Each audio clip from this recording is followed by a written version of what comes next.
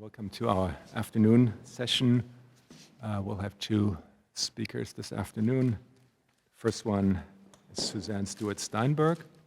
She's professor of Italian Studies and Comparative Literature, as well as the director of the Pembroke Center here at Brown. And our second speaker is Professor Rebecca Schneider in Theater Arts and Performance Studies. She's also professor of history and history of art and architecture. Suzanne will start, and her paper will be called Abiura, and Rebecca Schneider's paper will be on gesture. So, Suzanne, please. Thank you. Okay. Just let me know if... Is this okay? This okay? Okay, all right. So, yes, thank you, everybody, and particularly Adi and Tim and Amanda and Bonnie, who is not here, for organizing yet again a wonderful event around political concepts. So I take the concept of abiura, an initial translation of which is abjuration or repudiation, from the title of Pier Paolo Pasolini's famous intervention in June 1975, when and where the film director, poet, and political thinker, only a few months before his assassination, famously abjured or repudiated his trilogy of life. That is, the three films he completed between 1971 and 74, the Decameron, the Canterbury Tales, and Arabian Nights. And by the way, downstairs in the entrance there's a photo exhibit of the sets from Arabian Nights. It's not related to me at all. Okay. So I've decided to leave the concept in Italian, this so as not to settle too quickly on any of its possible translations or meanings: abjuration, recantation, repudiation, or even negation. The context in which I became interested in the concept, and specifically Pasolini's use of it, was an invitation to reflect on Italian thought at a conference in Italy earlier this fall. Central to the identity of Italian thought, and a very good overview is provided by Roberto Esposito's recently translated Living Thought, are the following. The core concept is that of life. Around this category, furthermore, Italian thought proposes itself as one placed in a post-linguistic turn. It mobilizes the category of the so-called impolitical, and therefore holds fast to a distinction between plural, insurgent, and constitutive powers or energies against the usually singular, constituted and repressive power of the state. A final defining characteristic is its, if not repression, then at least negation or foreclosure of psychoanalysis. This, at least, in a good number of its advocates. As I will progress through this paper, repression and negation will indeed prove to be other crucial concepts to circle around the concept of abiura. At a crucial moment in Esposito's text, he provides, and this is quite surprising, a reading of Pasolini's Abiura. This is intriguing, especially because what Pasolini abjures, repudiates in this text, is precisely the central category of Italian thought, life. I will return to Pasolini's text in a moment, a key document I propose to unravel the knot that ties together politics and language as performative acts with notions of authenticity and lying, the work of negation, as well as of lateness, if not belatedness or deferred time in the sense of Freud's Nachträglichkeit.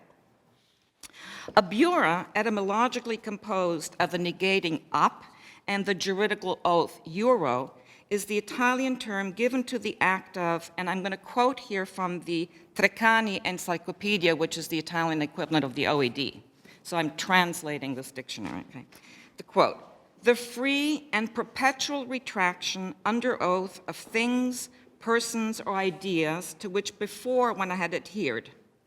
Because abiura implies the recognition and therefore the retraction of an error, recognized as such before true doctrine or orthodoxy, it can only take place in religions as understood to be revealed, end quote. The act of abjure means to recognize one's previously held ideological position in favor of a now recognized truth. Abjure describes a leave-taking from paths previously traveled. The courts of the Inquisition solicited many of such acts, as also did courts in the secular domain, and this not only under totalitarian regimes. And I'll give one example. Under British law, the so-called abjuration of the realm states, and the resonance with recent developments should be clear, as refugees drown in the waters of the Mediterranean and elsewhere. And so here I quote from the law. I swear on the holy book that I will leave the realm of England and never return without the express permission of my lord the king or his heirs.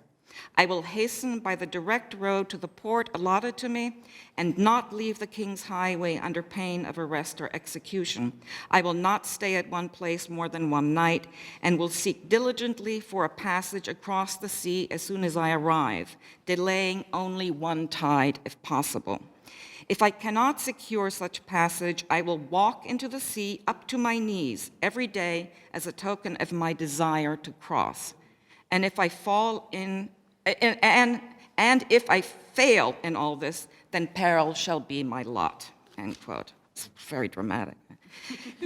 Historically, one of the most famous pronouncements of an abjure, of course, was that of Galileo.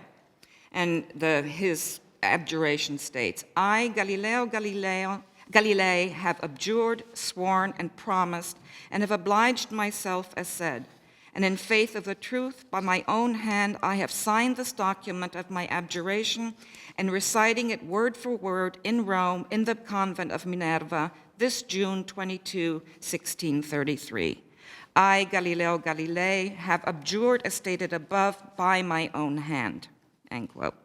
Now, this text is less known. More famous is the idea that Galileo muttered under his breath, eppur si muove, and yet the earth moves around the sun. The phrase, eppur si muove, and yet it moves, has today taken on the general meaning of, it doesn't matter what you believe, these are the facts. It's really interesting. Abjura resides in an uncertain terrain between force and consent, translated in its existence as a concept into not a distinction between facts and belief, but into a cohabitation of the two. Abjura points thereby to a sort of forced choice to submit either to the facts against one's beliefs or alternatively to performing one's belief in the face of facts. At stake always in the act of abjura is a confrontation between fact and thinking, therefore. For this reason, it has something to do with the act of lying and truth-speaking, as also with what Zizek has called a new form of ideology, that is cynical reason, which argues, I know this is an ideological position, but nevertheless. As one of its translations, in addition, abjura is a form of repudiation or negation in the psychoanalytic sense, and I want to just talk briefly about that. So repudiation in Freud's work passes through an interesting evolution. The concept is furthermore covered by him with a number of different terms. Verwerfen is the general translation for repudiation, but he also uses ablehnen to fend off, aufheben to suppress or abolish, and verleugnen to disavow.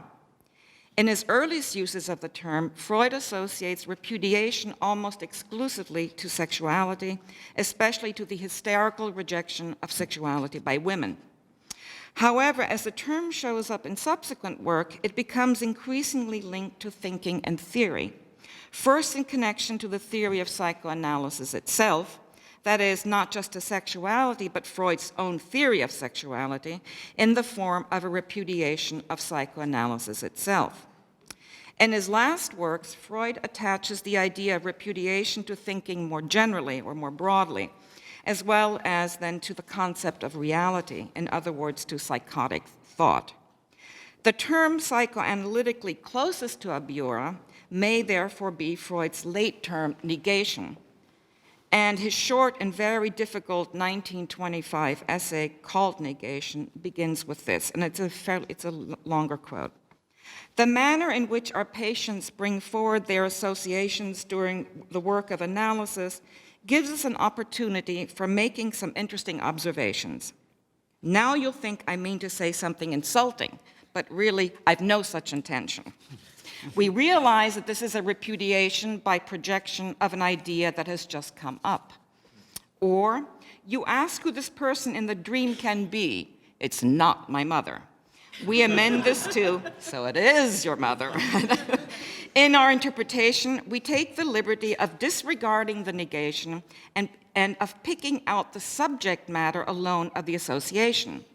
It is as though the patient had said, "It's true that my mother came into my mind as I thought of this person, but I don't feel inclined to let the association count."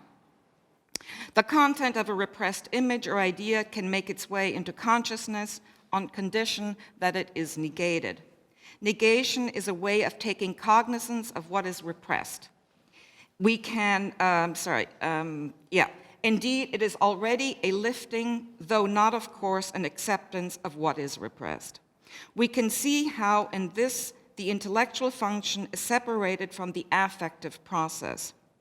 With the help of negation, only one consequence of the process of repression is undone, the fact, namely, of the ideational content of what is repressed not reaching consciousness. The outcome of this is a kind of intellectual acceptance of the repressed, while at the same time what is essential to the repression persists, end quote. Finally, just one last point on psychoanalytic meanings or possible associations to Abura. Lacan gathered together this multiplicity of meanings covered by repudiation in Freud's text and rendered them as foreclosure, by which he means the psychotic refusal of the signifying order.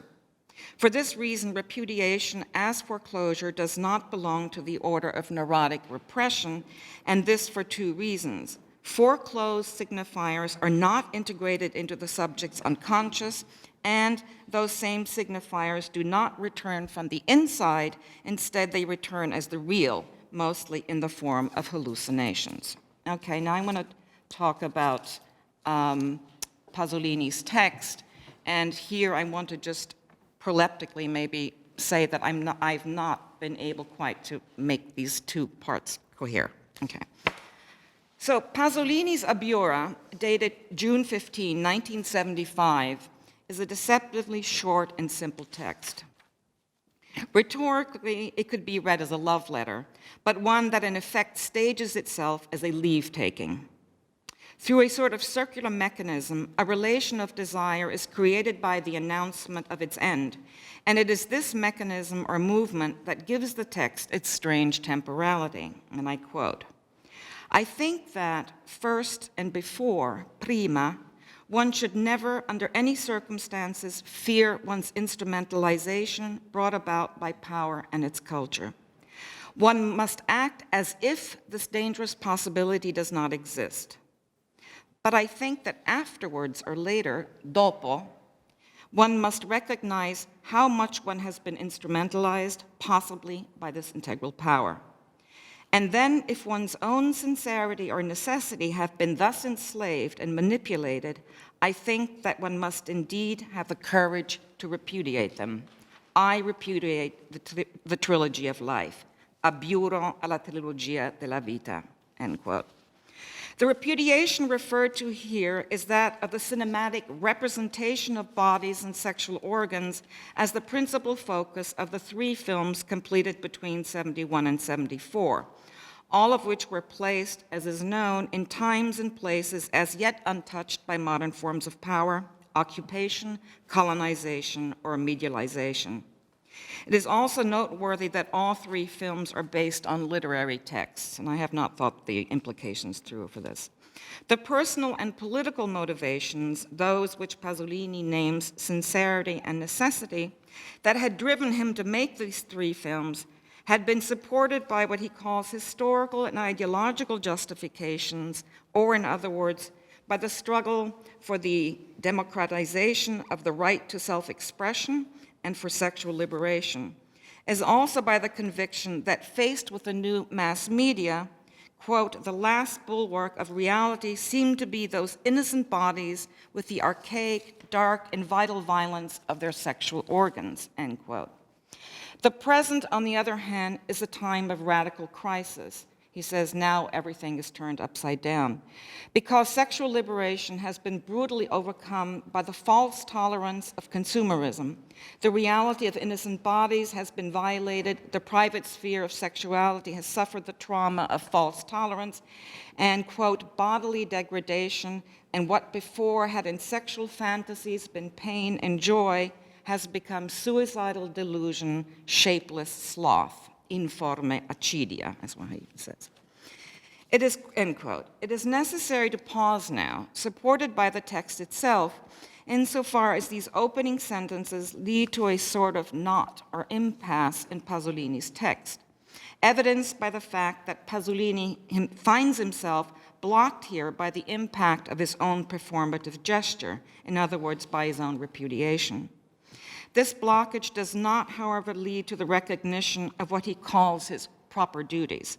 In other words, Pasolini is not here suggesting to having been wrong in the face of facts that speak for themselves, nor is he confessing to a personal failure or defeat. On the contrary, and I quote, "My repudiation leads to something else. I am terrified to say it, and before saying it, as is my real duty, I search for delaying elements," end quote. Now, what are these delaying elements? What is the nature of this deferral? What is deferred here and now? And what is this terrifying object, one that comes from and in the shape of a deferral that perhaps presents itself in the form of a loss of representation of those innocent bodies? Paradoxically, 1975 was for Pasolini a year of extraordinary productivity. I refer here obviously to the making of his last film, Salò, but also to his many prose texts, among which the now canonical The Disappearance of the Fireflies. And Joan, actually, I think that in many ways what my intervention is very close to yours. Anyway, so productive, yes then, but marked also by a sense of radical loss. His own death, of course, a few months later, but along with his Abjure a few months earlier, which should be understood not simply as a changing of position, but as an act of foreclosure or negation. How then understand the situation? Gilles Deleuze, as also other critics, has stressed that Pasolini in 1968, the year associated with sexual liberation, understood sexuality as an element that is subject to repression on the part of state power and bourgeois morality.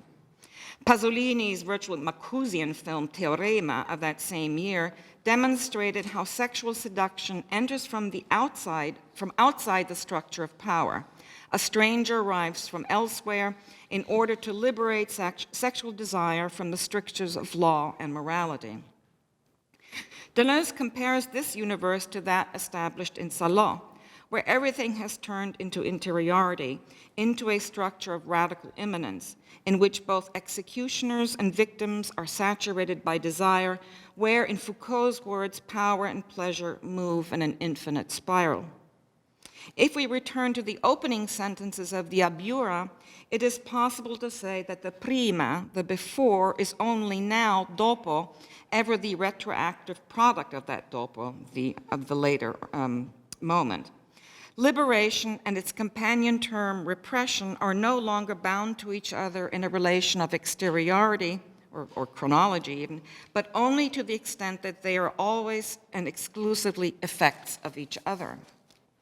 The question then becomes, is Pasolini saying that now we have moved beyond the so-called repressive hypothesis? And if this is the case, what would this mean in the context of an Abjura as the performative gesture wherein a new relationship is created between facts and belief? And what kind of argument is Pasolini making here? Is he saying that what was once possible is no longer so? Or is he stating that what he thought to have been possible is actually impossible? Is this an historical argument about capitalist modernization in the sense of Max Weber or even Foucault? In Agamben's terms, has the state of exception become the rule, or is the state of exception the constitutive principle by and through which the realm of law comes to light in the first or last instance? In other words, is the traumatic loss Pasolini invokes of a historical or structural constitutive nature? To invoke here also Dominic Lacapra's language, is Pasolini describing a historical loss or a structural because constitutive absence? With this series of questions in mind, I would like now to return to the terrifying duty of Pasolini's speech act as embodied in his choice to repudiate. And I quote, "In sum, the time has come to confront the problem. Where does my abiura of the trilogy lead me? It leads me to adaptation," end quote. Now, this is a very strange statement from a person who had always made non-adaptation the center of his political and personal life. And things are not made much clearer by what follows. And this is the final paragraph of the abiura. Quote, "But I must admit, even its recognition or dramatization does not protect one from adaptation or acceptance. Therefore, I am adapting to degradation, and I am accepting the unacceptable. I maneuver in order to reorganize my life. I am forgetting how things were before. The beloved faces of yesterday are beginning to fade. Before me, slowly and without alternatives, is the present. I am readapting my commitment to a better legibility." And then in parentheses, he has Salò ? That's the end of the abiura. Ray Terada has recently provided a very interesting reading of this Pasolini's adaptation. She focuses on what in essence is his performative contradiction, on the fact, and this is probably the center of her argument, that Pasolini here performs or stages that which he in fact repudiates or negates. Terada approaches this paradox of the text by referencing Derrida's assertion, according to which forgiveness can only exist as forgiving the unforgivable. In a parallel manner, she claims that Pasolini proposes to accept only the unacceptable. And for Terada, this opens the questions in a similar manner to what I had said, queried above. Is Pasolini arguing that bodies and politics have been lost, or is he saying that bodies and politics have never existed, are a structural impossibility? According to Terada, Pasolini holds on to both propositions. The body and politics have died, and the body and politics have never existed, except maybe, I would add, in the form precisely of their historical death. It is clear that the abiura describes a situation of loss. The word perdita is a recurring one throughout the text, and perdita is the translation, is loss. Yeah. And yet, what is not in play here is Pasolini's mourning the death or disappearance of innocent bodies or of politics. Instead, he's mourning the loss of a possible solution to this loss, sexual liberation as it had been represented in the Trilogy of Life or in Teorema. In other words, the impasse resides not in the problem itself so much as in the response to that same problem. And abiura as repudiation furnishes a language of, indeed, a response to such an impasse. At least that's what I would argue. It is this that renders Pasolini's acceptance so strange, and this because, and I cite Terada, quote, "It furnishes an account of something of which there could seem to be no account, testimony that the worst has occurred, with an account of what it is like afterwards, acceptance of the unacceptable," end quote. Terada suggests that categories such as the impolitical, or in other words, the idea that loss is structurally inscribed in the political, may be one way to come to terms with another kind of loss, that is to say, with what Pasolini conceives as a loss of an horizon of possibility, or also as the loss of an objective more broadly conceived. Pasolini therefore affirms in the form of repudiation that one acts on the before while at the same time demonstrating that such acting requires a turning away from that which early had represented something meaningful. Accepting the unacceptable means, so Terada writes, quote, that loss can be seen to have occurred only at the end of time, and this is not the end of time. Therefore, it could be worse. Therefore, it's not yet necessary to change. For things to be different, the worst must already have happened. without further alternatives. To act before it must already be too late, end quote. Pasolini's language of repudiation, his abiura, speaks the language of negation to the extent that it captures both historical loss and constitutive absence. It is a language that most definitely is not nostalgic. It does not assume that, as Terada sort of puts it, politics will either be reborn from its exhaustion or will spin on its apparatic axis. Pasolini's abiura prohibits any discourse of authenticity, as it also refutes the lie produced by the unhinging of facts and belief. Furthermore, it belies any language of duties understood in their broadest sense. This latter interpretation has been recently advanced by Roberto Esposito. He reads Pasolini's abiura in terms of a historical and biographical or personal defeat. Such a reading can only be upheld, I think, by ignoring the performative impact of Pasolini's text itself. But what kind of language is then mobilized in this text? Abiura, as set in motion by Pasolini, proposes a series of binary oppositions in order then to mobilize them for new purposes. First, of course, he places at the forefront the opposition between the sexual body and repression in both its psychic and political meanings. This binary is challenged by a repudiating or foreclosing movement in and by which repression is at least partially undone through the performative logic of the abiura. I know, but nevertheless, e pur si muove.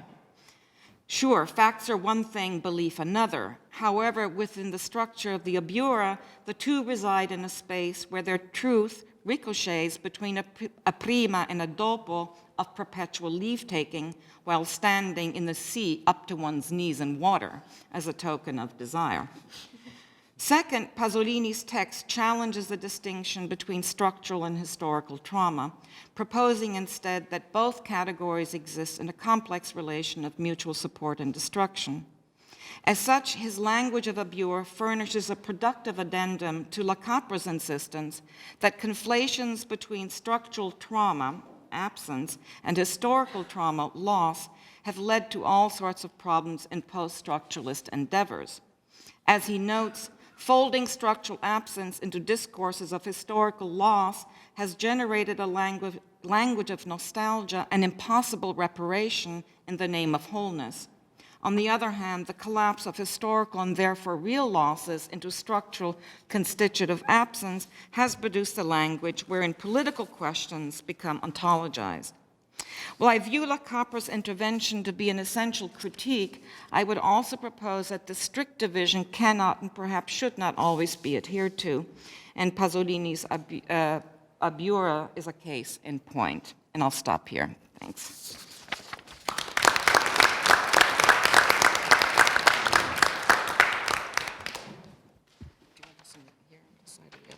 I'm the first person to have something screenal, which is freaking me out a little bit. But you can, if it makes you feel better, imagine yourself holding the paper in your hands. I don't have any value judgment on it, on this form or another form, but I do have a PowerPoint. So if you can't see it, it's not totally structurally essential to my talk, but it will be behind you, those of you at this line. I will see it on my screen. So it's really fabulous to be here. I, too, will thank our generous organizers, Tim and Bonnie and Adi. It's been an amazing 2 days, and I am sort of grateful for everyone who's still propped up here, and I am among you. Propped up with the topic of gesture, which I'm excited to talk about, although there have been many things that I'm sort of putting on the table that have in different ways already come to our table and in different ways already been problematized. So good, we can problematize them again. I do just want to say I think it's really interesting to give a talk. It's a little bit warmer right now, maybe because that we've been moving, but I've been struck by it that I'm giving a talk on gesture in a room in which basically we've been so still that we've turned the heat off. So, which made me think that basically we're kind of more in the monument trade than the flesh trade, to be back to that earlier comment, and that our labor is kind of stillness and disembodiment, which is perhaps the concept side of our efforts here, which makes me think that gesture may kind of be at odds with everything that we've been doing, and maybe even at odds with the idea of a concept. In other words, I'm supposed to talk about how it is a political concept, but it may be the concept which is not one, which is a quote from Mark. So I'm going to I think there's a lot from what I'm going to say. And in fact, I think the concept which is not one is something you said. I think I'm actually saying that as well in my talk. So we will see if the talking about gesture is actually at odds with the collective, but we'll just let that be undecidable or indeterminate for the moment. Gesture, an essay in a prologue and 5 scenes, which is my sneaky little way of reminding you all that I'm a theater and performance scholar, so I come more on the charlatan ends of things. Just to say that right out from the beginning. So prologue. Gesture and discourse are sometimes given to be at odds, as if embodiment and language could be severed. This is probably the tired old mind-body split that has us looking for concepts as if concepts could be fully separated from bodies, immateriality from materiality, and vice versa. To accuse a scholar of making a concept into a gesture is sometimes to denigrate their work as devoid of critical conceptual weight. And this is a talk called Gesture. There's the cover page. And here is the quote. So consider this complete dismissal from Sara Ahmed, who is here critiquing new materialist feminism. She writes, I want to consider what it means for it to be routine to point to feminism as being routinely anti-biological or habitually, quote, social constructionist. I examine how this gesture offers a false and reductive history. I do not want to reduce this work to the gesture I am identifying. Materialist feminists offer us so much more than a gesture. And when I put that gesture to one side, I find much that is useful and exciting about these books. In posing these questions, my aim is not to dismiss specific feminist work, but to account for how that work might be gathering around a gesture. To sustain that gesture as a way of constituting a new field would be, in my view, a way of losing sight, end quote. So it's like protesting too much, saying gesture, gesture, gesture, gesture. She's gesturing quite a bit about the problem of gesture here. Gesture here marks a distinction to discursivity, by which she means critical engagement. To gesture to an argument is not to make one. A gesture is a thing routinized for Ahmed, and routinization is not critical. Not a matter of thought, but a bodily reaction. A gesture is always towards something else and not ever the thing, say an argument, itself. Now, obviously, I do not agree with Ahmed's implicit suggestion that gesture is necessarily non-discursive, though her link to losing sight is intriguing for the implication that gesture may be another way of knowing, another means of knowledge production and knowledge dissemination / distribution than the tropes of vision celebrated by Enlightenment and indeed Western classical canonical thought that links sight to transcendent disembodied ideas and modes of recognition. We might agree, however, with her implicit suggestion that gesture is an extension, a moving away from or towards something else, and not ever the thing itself. This indeed may be of interest, though also precisely what links it to discourse. Gesture, like a pointing to, a beckoning, or a greeting, inaugurates a relationship, as Avital Ronald has written after Hölderlin and Heidegger. So, though it is not of the body, it is not entirely of the body itself that is the gesture at hand. So though it is not of the body, it is not entirely the body itself that is the gesture at hand. The gesture is and is not the body. Gesture is off of itself, in relation and toward another. The gestic is, as Bertolt Brecht made plain, fundamentally social between or among persons and things in relation. Quote, by social jest is meant the mimetic and gestural expression of the social relationship prevailing between people of a given period, end quote. Jest, Brecht writes, is primarily a, quote, political attitude, end quote. Politics takes place, another way of saying this might be, across bodies in gestic relation. Reading bodies and things in their gestic relation is reading them in their political attitudes. But, and here is the paradox, the gest is not a thing, but a constellation, a relation of things, and perhaps is situated, like affect, in the betweenness of things, but not autonomous. Gesture is among and always transversive, always off of one thing, though not yet onto another. It is, as Carrie Noland and Sarianne Ness have written, migrant. To read bodies in gestic relation is to read the migration or ricochet of gestures between and among. It may not be difficult to acknowledge gesture as a political concept when we are putting the emphasis on the word political. It may be harder to take up with the word concept, because a gesture always moves among materials or among concepts in relation. It is a figure not only for movement, but for movement between and across formations. As film scholars Akira Lippert and Leslie Stern suggest, gestures migrate from one support to another. Quote, a certain way of waving the arm finds its way from a profilmic body to a purely celluloid body invented by an editor. A gesture executed by a falling body is imitated by and displaced onto the boom of a camera as it continues the swooping motion a profilmic body initiated, end quote. Gestures are, in this way, modes or mediums of displacement, mediums of transit, again, mechanisms of migration. Gesture is also a means of appearing, or signaling, if you will, and the ability to appear is the primary requirement of a citizen subject, to appear before the law, etc. It is a means of being one. However, gesture is also always off of itself, always a figure for displacement, and thus a means of being not one or not only one, but among, complicating the singularity or autonomy of subject given to appearance, even as instantiating it. The theater may or may not help us think about these things, being a house of gesture, or gesturality, to coin a word applied to dance by Mark Franco. Many have already turned to tragedy here. Oedipus we've heard about. We heard about tragedy earlier today. But we can also turn to architecture. In ancient Greece, the architecture of the Theatron, the house of gestures, the theater of Dionysus, mirrored the architecture of the political assembly. Both were built into hillsides, the Acropolis and the Pnyx. Both had bema and orchestra and temple and audience.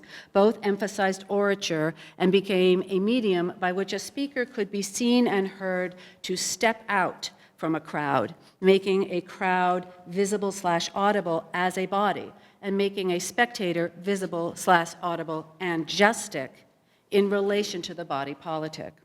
Theater and assembly formed a twin architecture of enactment, as Arendt, Rancière, Weber, Brown, others have repeatedly noted.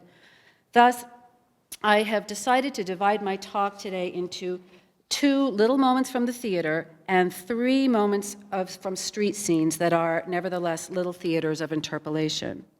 All of the scenes I will rehearse are already well known. None here is new on purpose, but engage in routinization.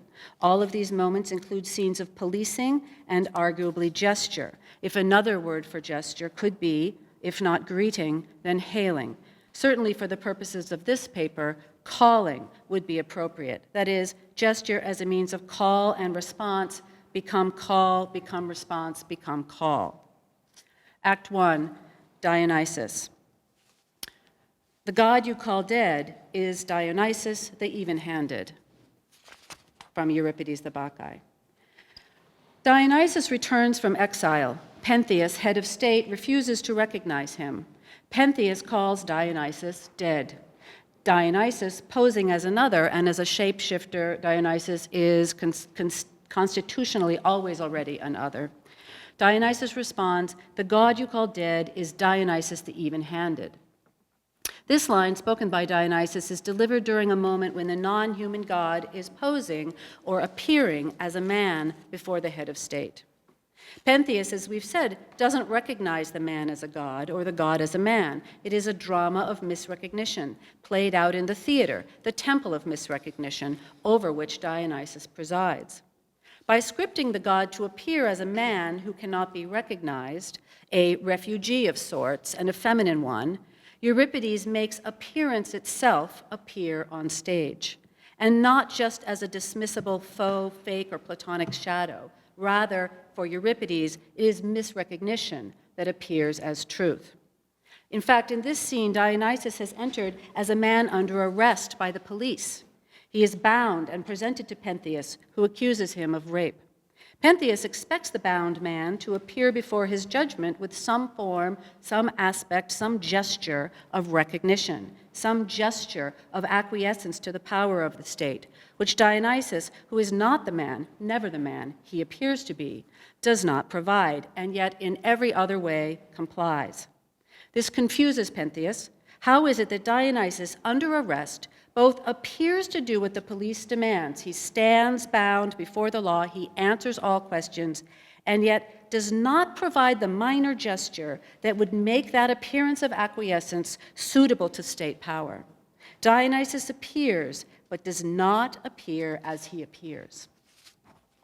The ability to appear before the state in a drama of recognition is, of course, an essential attribute of citizenry, if we're thinking of the Pnyx, but appearance is also, and paradoxically, the essential signature of the theater, if we're thinking of the Acropolis, where being and seeming are troubled at the core, and where many things that are not nevertheless appear to be, or boldly claim the gesture of being. Dionysus is the twice-born, repeatedly dead god of againness and theater. He is also, no surprise, arch-other to all things rational or polis-loving, such as Pentheus. Dionysus is the god whose medium of appearance and disappearance threatens always to undo the polis, just as the polis depends, for its very governability, on the regulation of the sphere of appearance. As Judith Butler remarks, quote, to produce what can constitute the public, it is necessary to control the way in which people see, how they hear, and what they see. The public sphere is constituted in part by what can appear, and the regulation of the sphere of appearance is one way to establish what will count as reality and what will not. It is also a way of establishing whose lives can be marked as lives and whose deaths will count as deaths. Our capacity to feel and apprehend hangs in the balance, end quote. Sorry, I'm just going to get some water. You hanging in the balance while I have some water.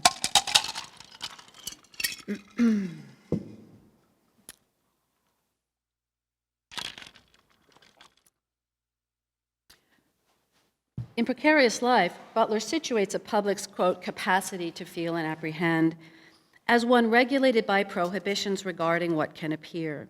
That which cannot appear, by extension, cannot disappear, and thus can neither appear to nor disappear from account. No accounting can occur. An accounting for lives as valued and deaths as grievable is, she argues, essential to the maintenance of a public in which persons appear to have rights. Appearance being basic to the conception and constitution of rights at all. To be a person, one must appear. One must appear to be a person. To appear to be a person, however, is not to be a person. And therein lies the theater of politics and the politics of theater, in relation to which perhaps we can think about a concept of gesture as political. For those who will not appear to count as dead, there need be no accountability toward their lives. In Precarious Life in 2004 and Frames of War in 2009, Butler's primary example regarding the uncountable, ungrievable dead is the regulation against images of dead Iraqi soldiers in the U.S. war against Iraq, those whose lives, quote, do not appear as lives at all, end quote. Those dead without appearance are also those without deaths that count as such. And this counting is, I think, speaking of accountability as we were yesterday, at the base, this counting is, I think, speaking of accountability, at the base of the current Black Lives Matter movement. Those without life/death in the sense of appearing to count are the fast deaths of young blacks and the slow deaths as Berlant writes, of the expendable, migrant laborers, trafficked sex workers, and the flexibilized, feminized shadow laborers and refugees who lead lives outside of what counts as citizenry, that is, outside of the public sphere of appearance for recognition. In ways that trouble the limits of thought, these are not just people with precarious lives, for, as Butler has argued, all lives are precarious in that we are all injurable and vulnerable to death. A way of her saying, and I think problematically, all lives matter. But they are perhaps even more pointedly persons with precarious deaths, persons who may not appear either to live or to die, nor appear to count if dead. We may all be vulnerable to death, but some are more vulnerable than others, and not all deaths appear to count. Beings without death cannot, after all, require physical security, health care, retirement support, sustainable resource management, or jobs, let alone obituary recognition. Indeed, such beings cannot exist, but they do. And I think this is one reason that, and I've written about this elsewhere, that Occupy protesters intent on counting, as in from 1% to 99%, intent on counting, chose to appear as zombies. And here at Brown recently have chosen, protesters choosing to appear as dead is, I think, also a sort of, you know, what are the politics of standing and counting as dead? These are images from our campus. But back to Dionysus, I would submit that it is far from insignificant that this god of theater in the house of gesture is also himself an exilic figure, a refugee attempting return. The theater is, in that sense, not only the house of gesture, but by virtue of gesture, the house of the refugee. Among beings without death, or among those who cannot, oh, sorry, that's too soon. You have to linger with that one. Among beings without death, or among those who cannot be acknowledged to die, as we just discussed, among beings without death, immortal gods like Dionysus may only be on the proverbial one hand. Those on the other, more palpable hand, have been the major concern of 20th and 21st century political theory. Arendt's refugees with, quote, the right to have rights, Agamben's Homo sacer, or Rancière's, quote, those who have not the rights that they have and have the rights that they have not, end quote. The public's capacity to, as Butler says, feel and apprehend hangs in the balance, as she writes, regarding such beings/non-beings. That is, not only do the stateless or migrant or refugees sans papier exist precariously, but the public's capacity even to apprehend, which she says is not the same as recognize these persons as live or dead, hangs in the balance. So Butler's phrase, hangs in the balance, intrigues me, as it sets up an important interval, and I'm going to be saying that gestures are a mode of interval, of articulating an interval. So it sets up an interval, as does her distinction between, also important is her distinction between recognition and apprehension. The distinction may help us think about gesture as political. We may, in fact, want to think of gesture as a mode of apprehension and not the visual politics of recognition, and yet, of course, no less political. Butler writes, quote, recognition is the stronger term, one that has been derived from Hegelian text and subject to revision and criticisms for many years. Apprehension is less precise, and you know maybe that's anticipation, as you were talking about. Apprehension is less precise since it can imply marking, registering, acknowledging without full cognition, maybe without conceptual thought. If it is a form of knowing, it is bound up with sensing and perceiving, but in ways that are not always or not yet conceptual forms of knowledge. We can apprehend, for instance, that something is not recognized by recognition. Indeed, that apprehension can become the basis for a critique of norms of recognition, end quote. Apprehension, a word that bears anxiety or fear as well as grasp in its meaning, and thus is, in Butler's words, quote, bound up with sense and sensing and perceiving, like grasping, a forceful reaching and clasping by the hand, apprehending is distinctly bodily in affective register. Apprehending someone is not the same as recognizing them. There is a physical grip, a grasp, a body-to-body relation implied even if it is temporally deferred. Apprehension loses sight as primary mode of the distribution of its sense. We speak of being held in the grip of anxiety, for instance.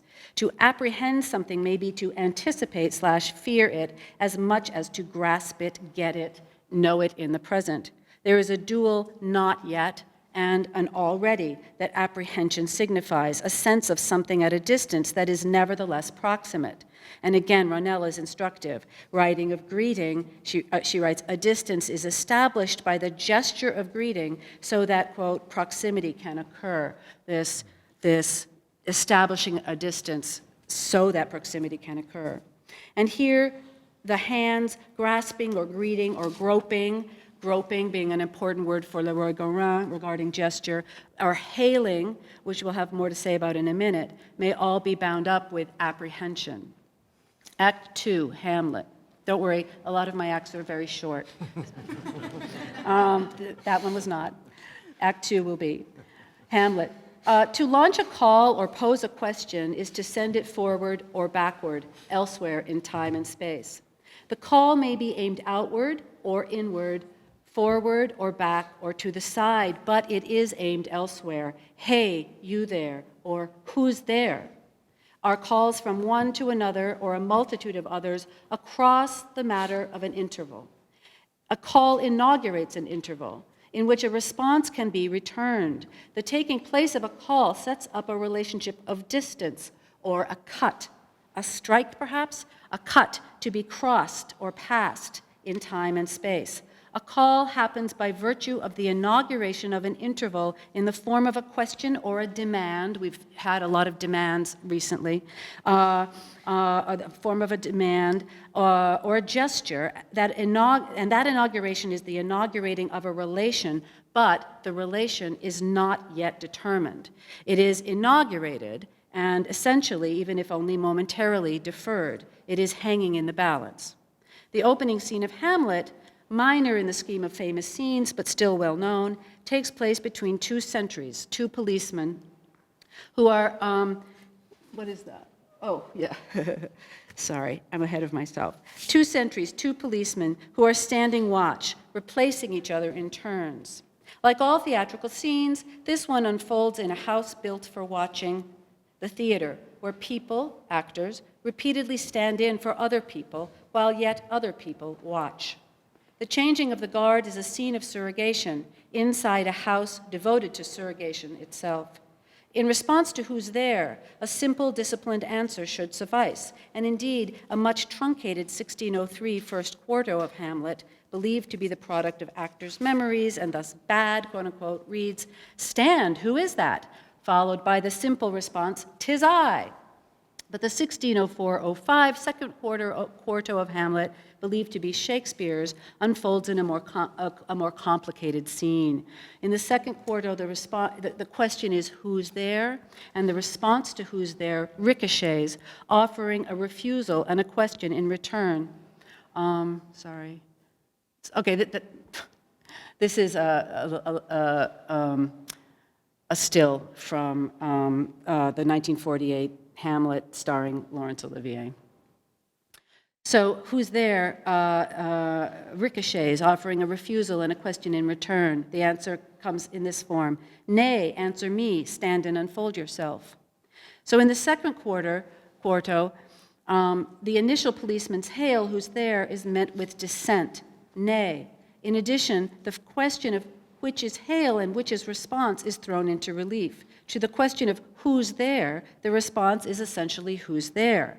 That which was a call becomes a response that in turn quite literally becomes a call. In productions of Hamlet, the self-replacing sentries are often set in rolling theatrical stage fog. Because it's theater, this foggy scene at the site of surrogation recurs night after night after night whenever Hamlet is staged for a run. Scenes happen, that is, without succession.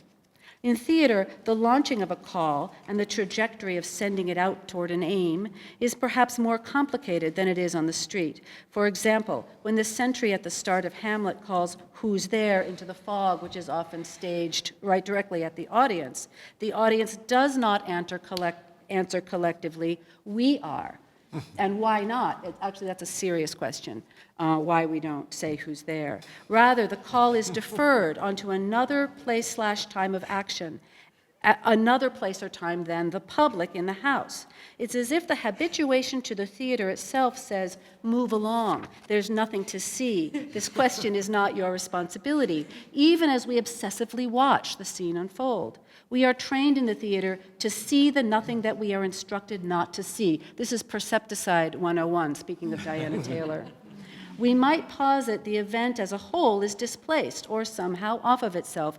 The theater of the show is also like Hamlet's father's ghost, the not there of the audience, who have collectively agreed to being not there by conventions of theatricality. Move along, we are not here.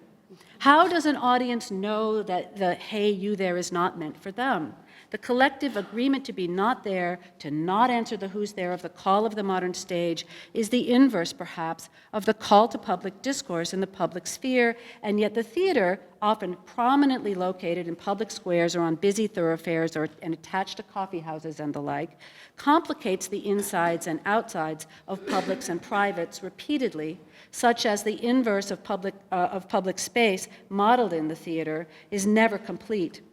Just as the onstage answer to the call, which fascinatingly is returned in Hamlet as a question, is never a complete rendering offstage of either privacy or presence. Nay, the second century answers in the fog of interrelation, answer me, stand and unfold yourself. Act 3, Althusser writes a playlet, lines changed by Rancière.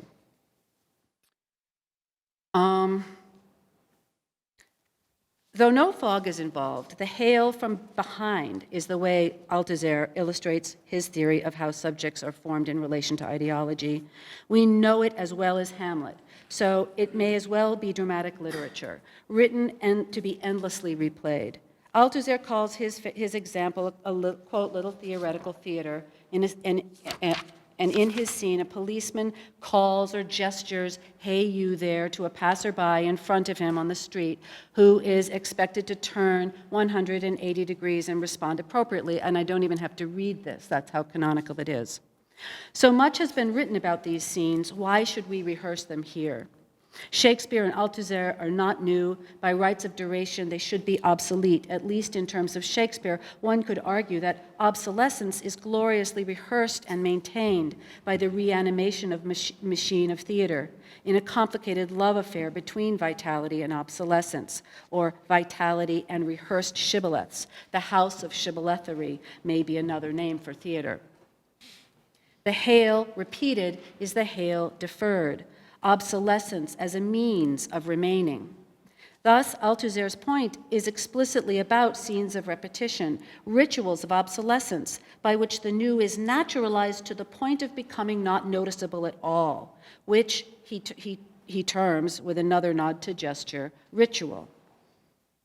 In 10 Theses on Politics, Rancière has critiqued Althusser for missing the power of the policeman's other gesture, the move-along gesture, and argues that interpolation occurs by enforced displacement. Again, the gesture as a mode of migration, circulation, displacement, as much as a means to appearance. Quote, this is Rancière, the police says that there is nothing to see on a road and there is nothing to do but move along. It asserts that the space of circulating is nothing other than the space of circulation. Politics, in contrast, consists in transforming the space of move along into a space for the appearance of a subject, i.e., the people, the workers, the citizens. It consists in refiguring the space of what there is to do there, what is to be seen or named therein. The move along gesture, move along, there's nothing to see. Is this the inverse twin to the arresting, hey, you there? What would happen if it were precisely those who are told to move along, who instead turn around to answer en masse, who, me, or who collectively en masse say her name? Act 4, say her name, Sandra Bland. The recent spate of police hailings will be my fourth scene, and it is impossible to take sides here between the double gesture by which the "hey, you there" directed at the black woman on the street is simultaneously the "move along, there's nothing to see here" for everyone else. Police brutality to black citizenry in the U.S. are also, like Hamlet, nothing new.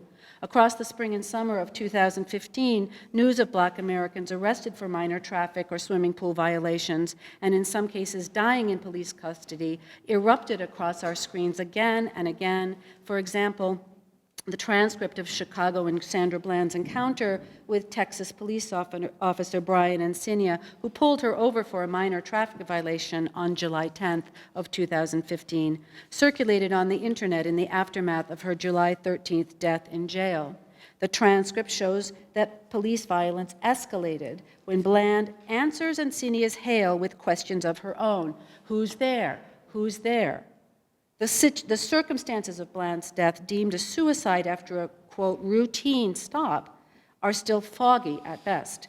In response to the event, in the 2 days after her death was announced, 31,000 people tweeted using hashtag Sandra Bland, and an online petition called for an investigation of her death. Say Her Name began as a May report from the African American Policy Forum and the Center for Intersectionality and Policy Studies at Columbia University, and Crenshaw and Ritchie had updated this after Bland's death. Influenced by the Black Lives Matter movement, hashtag Black Lives Matter, which is a black queer feminist, queer womanist movement that arose in the wake of the Trayvon Martin murder in 2012, Say Her Name as an action gained momentum after the June 15 brutalization of Dejaria Becton at a pool party in Texas. 3 days after Bland's death, 200,000 people had tweeted Sandra Bland, orchestrating a watch, quote unquote, in the form of a multitude answering and calling who's there. So note, this is a public deciding to answer the sentry who's there. Everyone says Sandra Bland. Of course, brutalization at the scene of black hailing is nothing new, and Black Lives Matter movement takes the loudspeaker of social media to amplify the outrage that black Americans and allies feel, extending the gesture of repetition, say her name, in order to remind us all that violence against people of color happens repeatedly and without succession, that's Althusser's word, again and again. Though events such as Bland's death cannot be called a theoretical theater, nevertheless, the recurrence of the ritual, right, Althusser's word for interpolation, requires analysis of how the violence of interpolation recurs under the normalized cloak of disregard and can pass 9 times out of 10 as if completely routine and even non-noteworthy. Move along, there's nothing to see. The nothing to see is the policing of privilege in the face of violence against blacks. Whites tend to intone, violence against blacks is a vestige of another time, isn't it? The Confederate flag is only a Civil War memorial of something now obsolete, isn't it? The war is over, isn't it? Slavery was ended by that finished war, wasn't it? And yet violence moves in undercurrents of disregard, passing as routine without succession. So-called obsolescence recurs as routine again and again and again. The prison industrial complex, which Angela Davis links to antebellum slavery, may be obsolete, as she argues. Yet, yes, prisons are obsolete, as she says, but their very obsolescence has not spelled the end of their violent practice. Obsolescence, that is, has a mighty way, like theater, like the shibboleth, gestural repetition, of remaining vital. My last act is very short. Act 5, hands up. The call of the policeman to not dissent, to not dissent, not in parens, is gestural, like a hand extended in greeting or halting or otherwise hailing. Gesture inaugurates relation. But as a gesture, which is to say, as a means of transit, relation is not only inaugurated, it is not determined. Response hangs always in an interval. And though the temporal drag implies a script from which it would be hard to deviate, the time between the call and response is theatrical. It is scripted but undetermined vis-a-vis delivery, but performance, what you were talking about earlier. It is important, at the close of this paper, to note the most important thing about gesture, which I tried to discuss at the opening. It is always off of itself into a relation. It inaugurates an interval. Any call beckons a response. That response, on the flip, can become a call in return, bearing the promise of dissent. Consider, for example, the case of the theatrical protest gesture of hands up in the wake of Ferguson. Here again, response becomes call. Relation is inaugurated by gesture, but not determined. The interval between call and response is a time of undetermined duration in which subject and object, caller and responder, switch places. This is obviously a response, right? But it has to a call, but it has become a call, hanging in the balance of a response. So gesture both inaugurates and casts relation into the undecidability of an interval at the always again threshold of response, which I would think would have to be indeterminate. The public's ability to apprehend hangs in the balance. Writes Butler, in the interval inaugurated by the gesture of response become call, something of the future hangs in the balance for a past replayed. The undecidability of an interval at the extended threshold of response is perhaps what André Lepecki, channeling Aaron Manning, meant by the verb leading following, which might also, and it's one word here run together, which might also be object subjecting or subject objecting. Leading following is how Lepecki describes Manning's description of the complex intra-action, which is Karen Barad's word, the intra-action in the tango, where followers in fact cue leaders, and a follower can be said as often as not to initiate.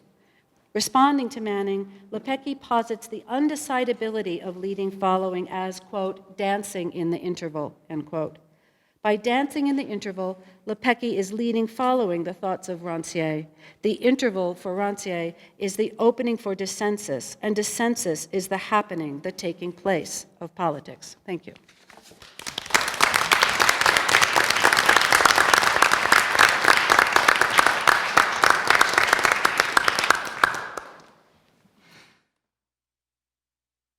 Reach for this. Thank you very much, Suzanne and Rebecca, for these two immensely rich papers. And we have about half an hour for discussion. So if you want to talk, let me know, and I'll put you on the list.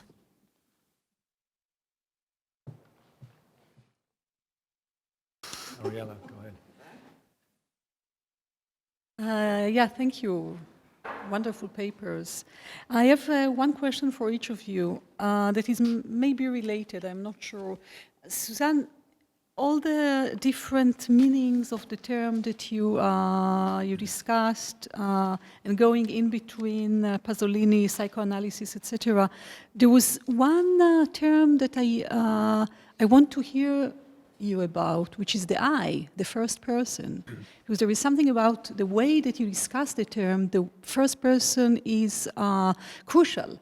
And it was in existence in your discussion. So if you can speak about its presence, absence in the aberration, or I don't know how to pronounce it. And Rebecca, I would like to ask you, you unfolded the concept of gesture as something that is networked, something that repeats, something that is reiterated.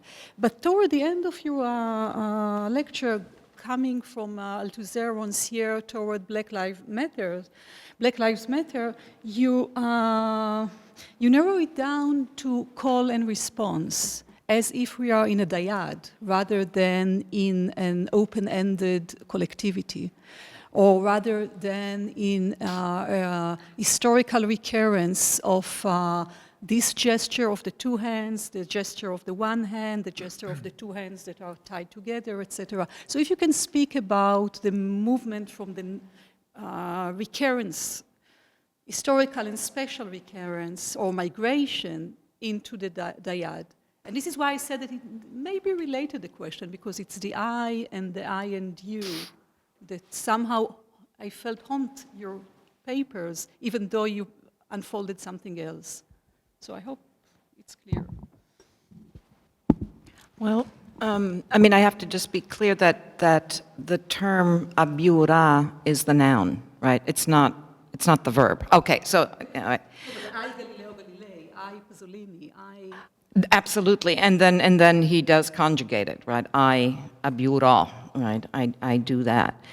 Well, see, I think this is a really important question, and I think really sort of central to this. And thank you, because I probably should be much clearer about it, because I think there has something to do with a kind of self-splitting, right? Which is partly connected also to the more psychoanalytic meaning of negation, but also repression. But insofar as he's placing himself in the present as that which was in the past, in some sense. So it's a kind of double speak in many ways. So thank you. That's actually really helpful. But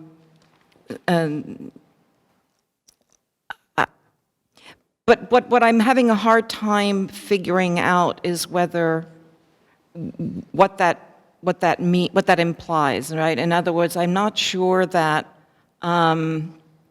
this means sort of the impossibility, from his point of view, of any kind of I saying.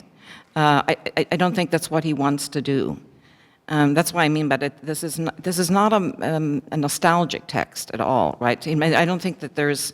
But on the other side, it's not.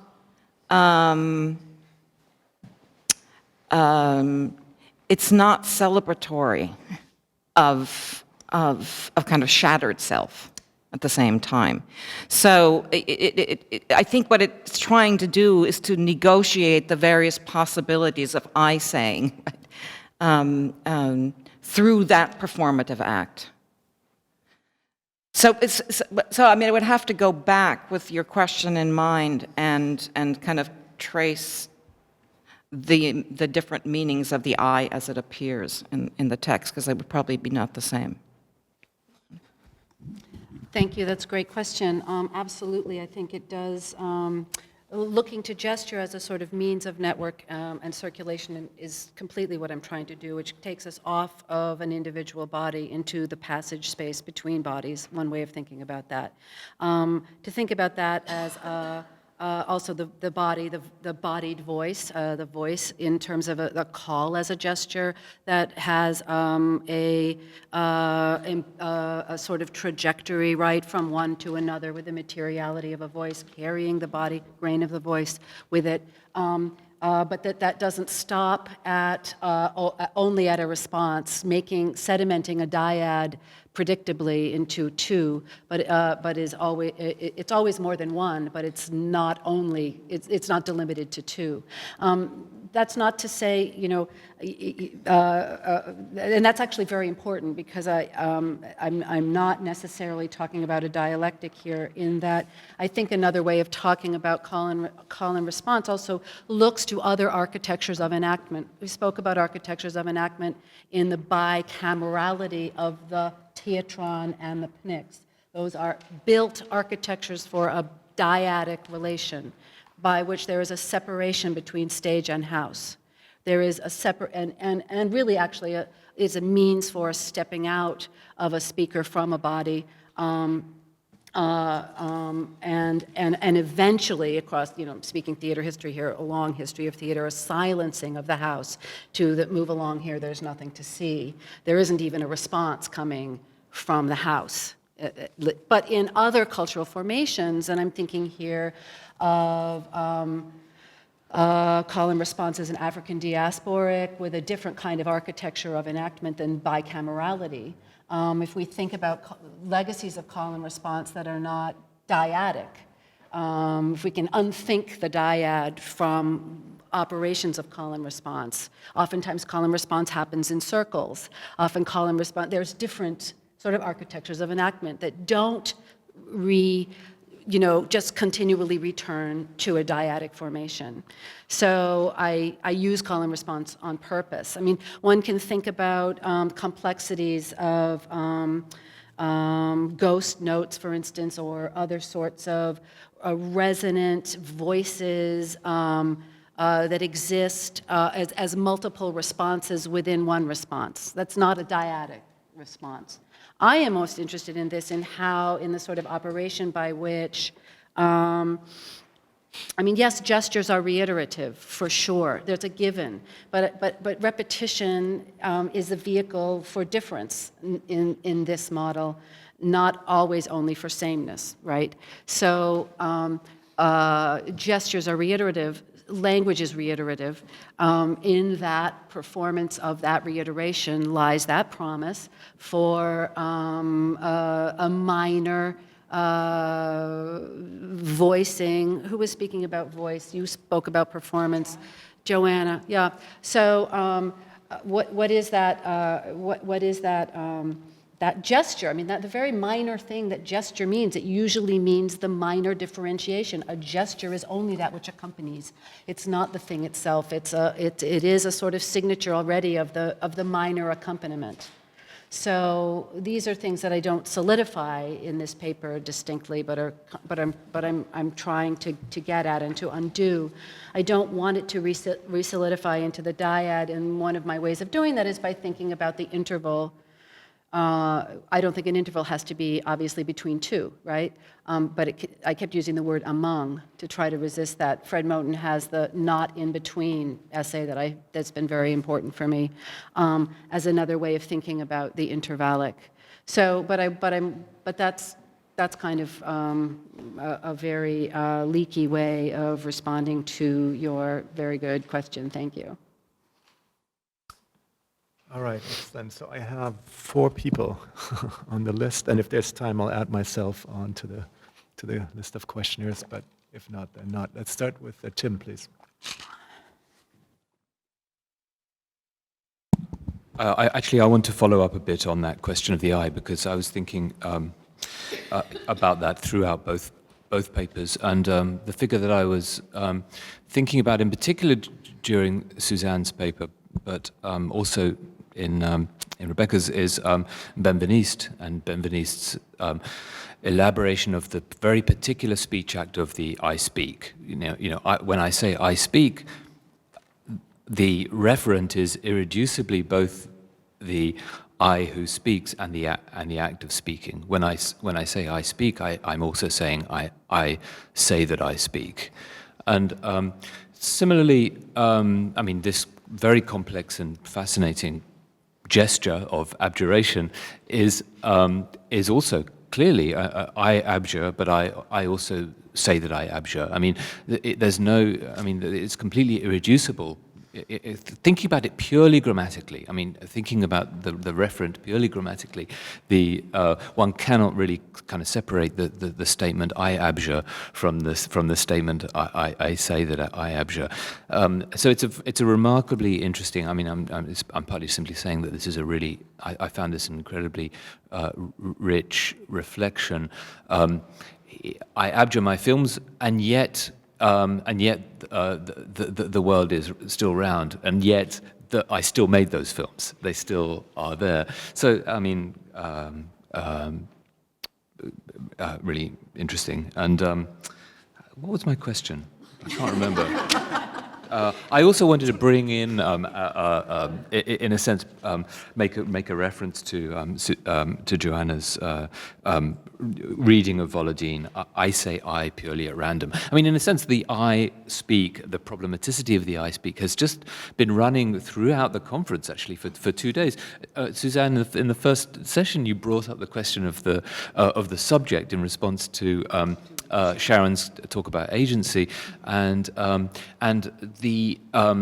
to replace the question of the subject to replace the question of agency with the question of the subject, I think shunts us irreducibly into the whole question of discourse. And I feel that both of your papers, in different ways, were also doing that in kind of, again, sort of shifting us towards the performativity in which we are incessantly present, performing. Sorry, there's no question there. You know, what is so interesting in that I abjure moment is that, I mean, I think there's a fundamental unreadability, or insofar as, I mean, if you take the Galileo example, you know, which we all know as the guy was just doing this to get on with his work, right? And to be left alone. In other words, it's a lie, right? And yet, you know, that's not happening with Pasolini. And but he's not saying, and it's very surprising that, I mean, Esposito reads him that way. And in fact, I mean, is Ramsey still here? 'Cause, yeah, there. I mean, he knows more about this than I do. But that he isn't. So Esposito says what happens to Pasolini in '75 is he basically really does recant, right? And he's been defeated, right? I give up. And I just, it doesn't seem that that's what he's doing. So he is, and it has exactly to do with what you're saying, I abjure, but what I'm doing is I am saying I am abjuring. And it immediately leads to this strange space, which is what I guess I was sort of trying to define, that exists between the recognition of this is a linguistic performative act, and something that exists as a fact out there in the world. On the other hand, it's also really interesting that thing out there in the world are actually representations. These are not innocent bodies, you know, they're representations of innocent bodies. I mean, you can go see them downstairs. And so it seems to me there are just all these different complicated levels, and so what I was trying to get is that kind of weird sort of rift or space that's open there, you know, as a way of accessing that. That's I don't know whether I've done it well enough, but I think that's what it's doing, and therefore I don't think that it can be read either as a lie or as a whatever the opposite would be in this, you know, as, you know, giving up, defeat. Thank you. I think you did open I think the weird space that you've just spoken to, the weird space of the interval, is exactly what I'm trying to get at too.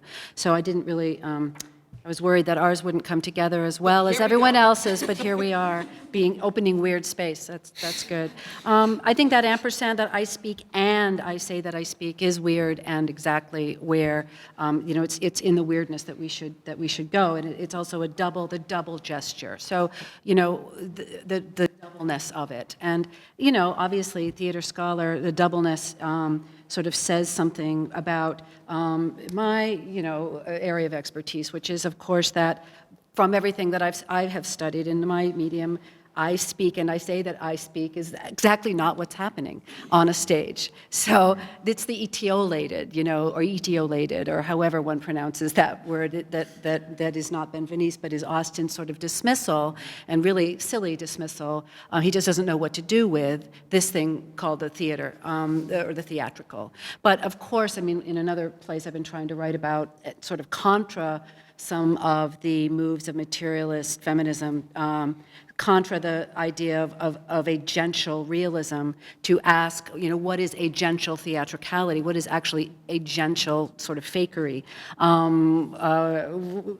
So this is why it keeps coming back to this question of possession and the charlatan, I think, that was on the table with, I keep coming back to these questions that Joanna was asking.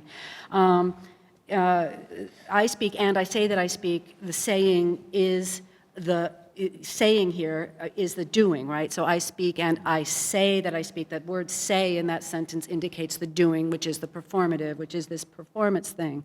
And I think that is right to the logic of the Pnyx. That's the givenness for the assembly. That is what the assembly has to assume. But the assembly is one side of, of a structure that assumes the other house of appearance, and that's what I'm interested in. And maybe I don't go to disappearance for reasons that are really complex, but I'm interested in how with performance that isn't felicitous in Austin's sense, but fails, okay, that we're always sort of, well, I'm interested by using the gesture in, as I said, trying to think about how we're always, through the gesture, off of ourselves and onto another. So I say that I speak and I say that I speak, would assume that I say and I speak and I say that I speak as another. Or I speak and I say that I speak to another. Or a relation, if we think of the Speech Act as a gesture, in other words, we're thinking of it always as off of itself, if it's instantiation of an I, and into a relation of an I always that is not one. By that we mean not one, not only one. So that's a tactic, I guess, on my part, and not a claim. Possession trance, an other always speaks in me. Am I the only agent of my speaking? That is another way to phrase that question. Is what I speak when I say that I am speaking actually spoken only by me? Or given the fact that language is reiterative, what are the tracks of the other that necessarily speak in me? Which is why I'm interested actually in ruin, in acting as a kind of ruin or having ruin value. But that's a whole nother thing. I have James Schmidt next. Yeah, this is for Rebecca, and I like the talk very much, so let me start with the one part that I didn't like, and then I can work from there. And it's, this hobby horse that I have to ride because it's my hobby horse. I mean, there is the assembly, there is the theater, but when we get this phrase, the public space of appearance, I feel like we're going down this slope by which we start generating these like as Hannah Arendt does, these ontological categories out of quite fragile and contingent organizations of space in certain political communities. And what I think a lot of the stuff you're doing here is just much more interesting than that. Because as I read as I understand what you're saying here, if we think about the assembly actually has political power. One of the things that theater doesn't have is it's not a political space. So you can kill kings on the stage, and the king still remains, which is why you can kill them on the stage. And David Wooten has a really interesting set of lectures he's done, which I think are either out or about to be out, on Shakespeare and what it means to kill kings on stage in England at that moment. But what seems to me really interesting is how with the demonstrators, what they have to do with Black Lives Matter, what they have to do is somehow try to figure out how to make the street look theatrical because it's already been politicized. I mean, the police are exercising power there. So when they're putting up their hands, they have to somehow somehow in that space has to become enough of an encounter of gestures rather than an encounter of bodies and bullets. And there's just so many interesting reversals of power going there, because when they do this, they're hailing the police. Mm-hmm. And when they step out into traffic, they're calling the cops, but they're not to fix the problem, but have to then become actors in this.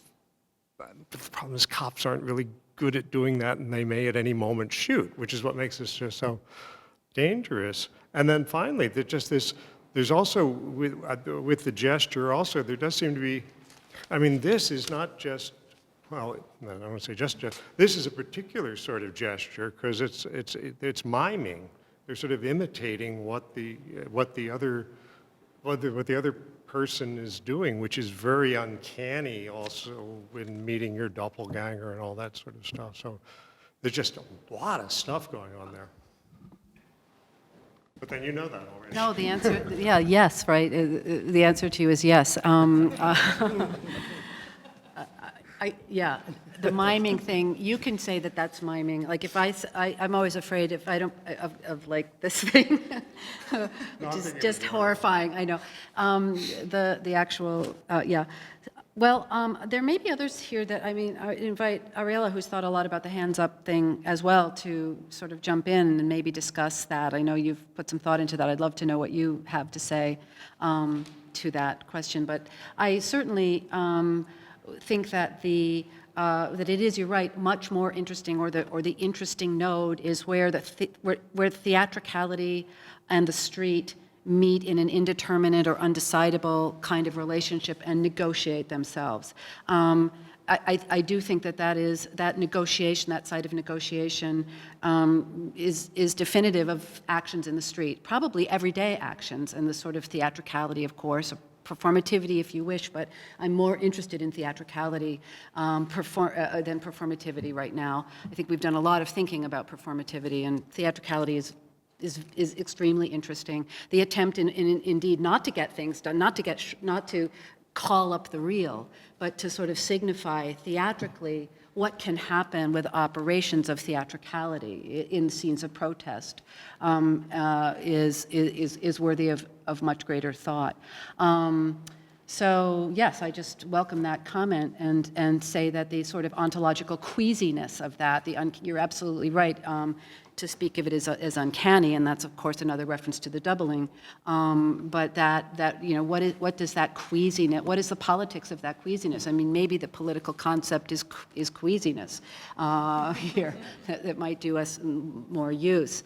I wanted to put sort of gesture to that because I feel that gesture, and I'm clearly, you know, maybe you can accuse me of gesturing toward an idea without having actually achieved it yet, but that gesture is not yet, isn't the thing itself, but is an inauguration, as I think the hands up is, to a response from the police that will be different. I mean, the point is that is asking for a different response than one that is the one even signified by the hands up. And that different response is not yet determined. So that I think is the politics of the not yet, that maybe thinking with gesture, which brings the body in another way that doesn't resediment the distinction between bodies and language, right? But gives us its interanimation, or inter-inanimation, which I prefer. So that's a response, if not direct, it's in the pool of your question. We have 4 more people on this list, 10 minutes to go. So maybe what we'll do is we'll collect your four comments and questions, and then maybe you can find a way to respond collectively. So let's start with Stephen Bush. So, Suzanne, I'm wondering if you think that renunciation or abjuration that isn't doublespeak is possible. So you spoke of, you know, these acts happening sort of at a weird space between force and consent. And are there possible acts of renunciation on the consent end of the spectrum, or does that sort of require some sort of notion of authenticity or sincerity or self-possession that you'd be uncomfortable with? And I'm thinking of, conversions from a formerly held political affiliation or formerly held religious identity. Is that possible sort of to do that in a non-doubled way, or is that problematically caught up in some sort of notion of sincerity? And then, Rebecca, I was wondering, I would just love to hear you expand on your remark. If I heard you correctly, you said that Butler problematically says all lives matter in the sort of 2 texts in question. And I think that's right. I mean, I think that is sort of, I think it's right that she does have an all lives matter message in those books, but it seems to be doing different work than the All Lives Matter in response to the Black Lives Matter movement, where she's trying to take a discounted group and sort of make them counted and say, I mean, there's an implicit Afghan lives matter or Iraqi lives matter when she's talking about the Abu Ghraib photos and the different scandals. So that seems different than all lives matter in the current discourse as a response to Black Lives Matter. But it does seem to commit her to some form of humanism. And I just wonder is that problematic, or what do you find problematic about the all lives matter aspect of precarious lives in frames of war? Anna? Thank you. I have a question bringing these together a little bit, which is about the image of the hands up gesture, and whether you see that as a form of repudiation or I give up, like you were describing in Pasolini. I like the explanation that what they're asking for is a different response, but I think the message from the actors in the movement is mixed, that in some ways it's a different response, and in other ways it's exhaustion. Right. And I'm curious about the gesture that occurs as a way of saying, like so many great Italian gestures, for instance, of just saying, I give enough, I can't anymore. And the gesture takes the place of language at a moment when you say something like, maybe I still think I'm accountable to you, I still think I appear in front of you, and yet I can't. So. Right. Adi? Thank you. Use the microphone. Suzanne, I wonder if you distinguish, or you care to distinguish between repudiation of a belief or faith and the repudiation of authority, like a will or debt or What was, or like a what? will. Yeah, so you are no longer in my hair. I gave like a repudiation of a promise, which does not necessarily involve any faith. So it's fact and the negation of effect or the negation of authority. How important is this distinction for you?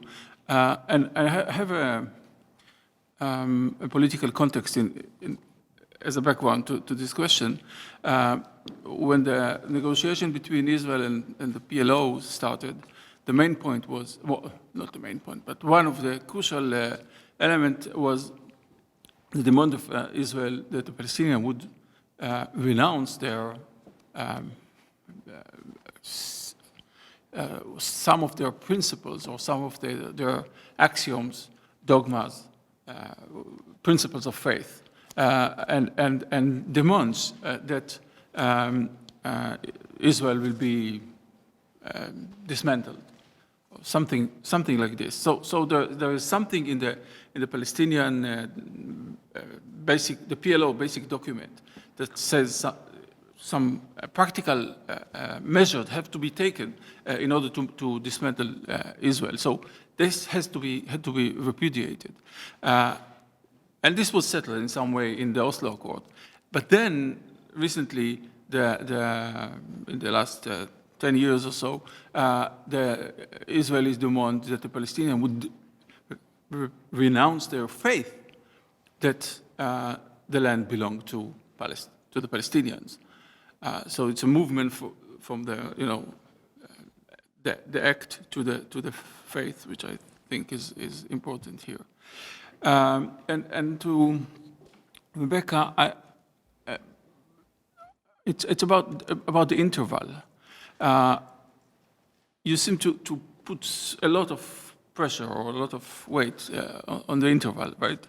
And I wonder how far you are ready to push it. I mean, is any speech act that creates an interval a gesture? Like any question is a gesture, just by creating an interval, as I'm asking you now, and I don't know what will happen in the,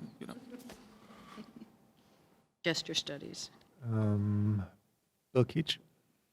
Oh, sorry.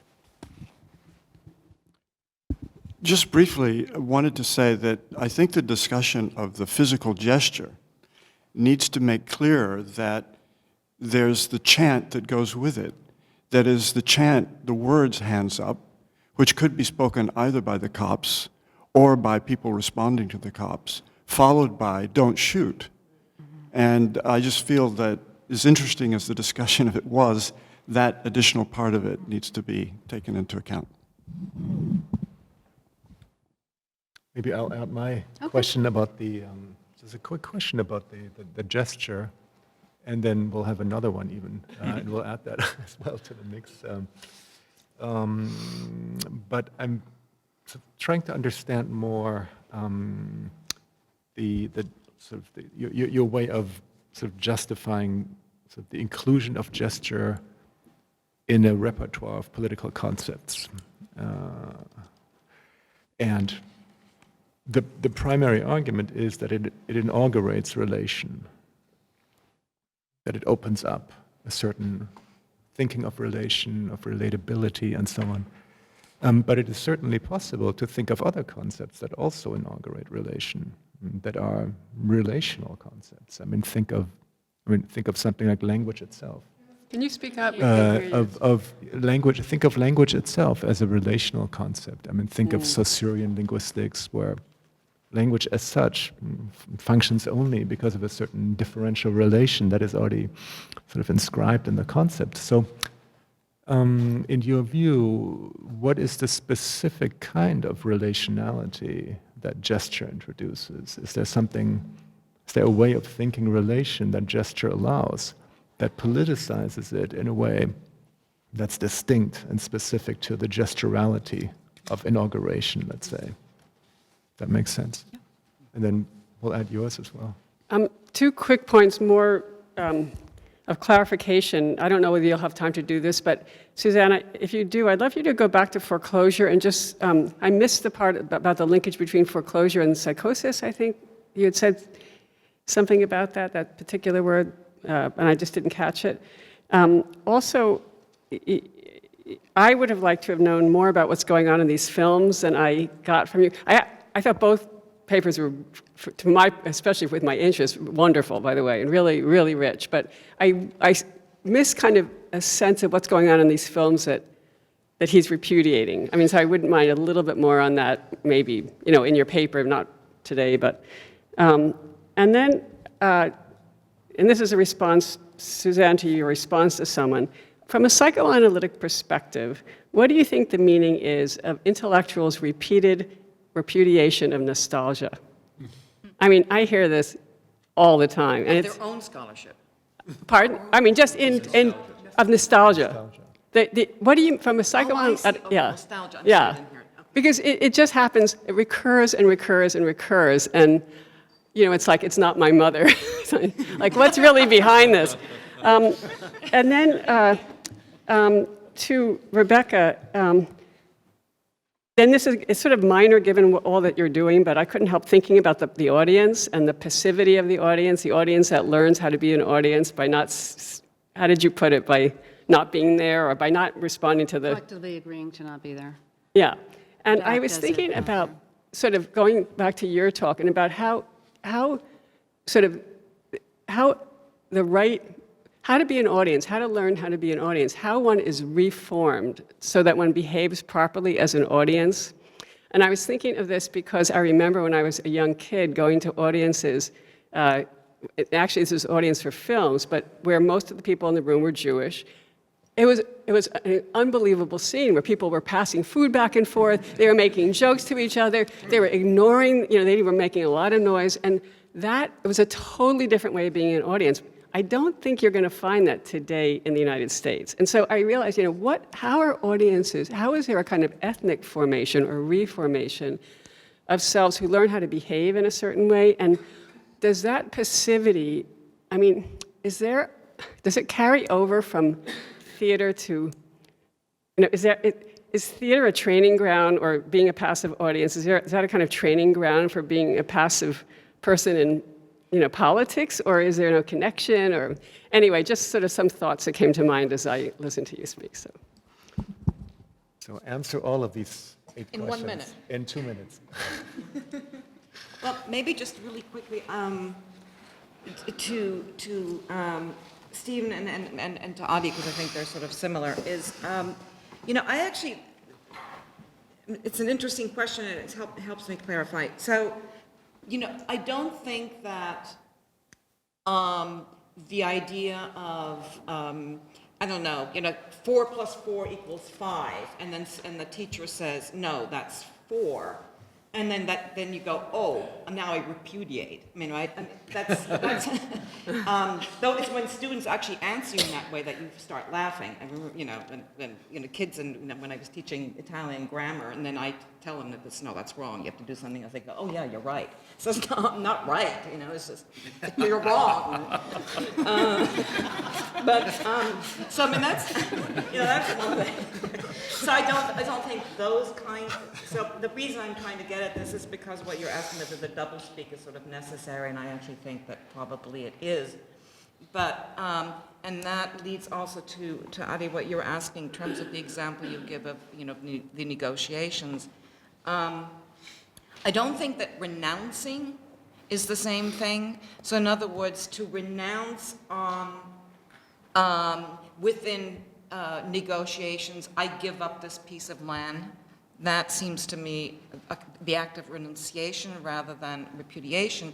But the second round, as you're saying, but you must give up your faith, then you are entering, it seems to me, that kind of question, the structure of repudiation, because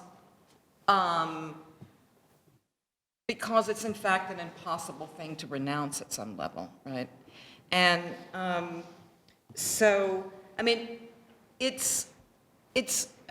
for me, and then I'll just leave it to Rebecca, but I mean, what Pasolini is doing in this Abur is he's saying, you always, you're going to be screwed, right? But you're going to go out there and you're going to make these films anyway, right? But you're going to do it as if you didn't know it. And then, when you have in fact been enslaved, then you have the duty to say, I have been enslaved by it. So I think it comes in these two parts of the before and the after. And of course, it's not something that happens chronologically, only ever happens, retroactively. So, in the example you give, it's when you would say, when the Palestinian side would say, in that time we said we would not, but actually, we are, or the reverse. Does that make sense? So in that sense, I do think it needs the double structure. And Joan, do you mind if I answer that later? Because Yeah. I'll try to be quick. Absolutely, I think you're quite right, too. That was an aside that I only thought of just there and let it come out of my mouth. It's not written into the text. I would love to think more about problems with the suggestiveness of all lives matter in that text, as seen through the prism of the problems with the all lives matter retort to Black Lives Matter more rigorously, without accusing Butler of something that maybe is not resonant in that text. But I think there is a lot more to think about with that. Hands up being enough, absolutely. That not all gestures are greetings. Even to say that it's enough and I'm done, does that mean that it is not a call for a reiterative reaction? Maybe not calling to the police, but to others to also iterate the same call. Right? So I'm not sure there isn't a call sort of nature to that, but absolutely, I think when we want to, in a longer project, I'm trying to look at, to speak of the question of how far are you ready to push this question of the interval. I'm trying to look at the Paleolithic hand, for instance, so an interval of 40,000 years. What is the duration? When is the limit up on when a response can happen? I tried to deal with this in terms of when is it, when do you claim that, let's say, the Crusades are over, and so you can't actually protest the Crusades, or the Civil War? What is the duration of that? And when is it okay to make a response to a war that may not be over? So that's, but I have another response to your question as well, if I take this in, unfortunately, Bill left, but yes, the chant hands up, don't shoot. Yes, of course that's important to it. But what happens if we read the chant to read the chant as a gesture. I mean, that's my point. It's not to say that everything becomes a gesture. I mean, look, it's been very easy for us to say everything is text. And it's been a useful thing to say. If we think of everything as text, what do we think? What comes out of thinking about that? What comes out of it, that's the linguistic turn, the performative turn. What happens if we think of everything as performance? I mean, it's useful as a sort of tactic to help us think about how things mean. I'm just suggesting, without making any claims for the entry of the gesture into any canon, how useful is it to think about these things as gestures? What do we think differently? And one thing I've tried to suggest that we think differently in thinking about it as gesture is a temporality that could be said to be true of language as well, obviously, of deferral of an interval that's set up. But as well, I think we think with gesture in a way that's not resonant in thinking of language automatically, that we see a body in a complicated mix with it. The gesture is both language and body, and that you can't parse them completely. There's a residue, I think, in gesture of a bodily action that doesn't automatically reside to language. Although I think we could put it in language, but we do have to do a little more labor with things like the grain of the voice and blah, blah, blah when we're putting it in language. So that's one reason I'm interested in it, but I'm not wanting to make sort of total all time, all space claims for it. Is theater a training ground for passivity? Yes. But that passivity is very active, so that's what I have to say to that. Okay, let us thank Suzanne and Rebecca one more time.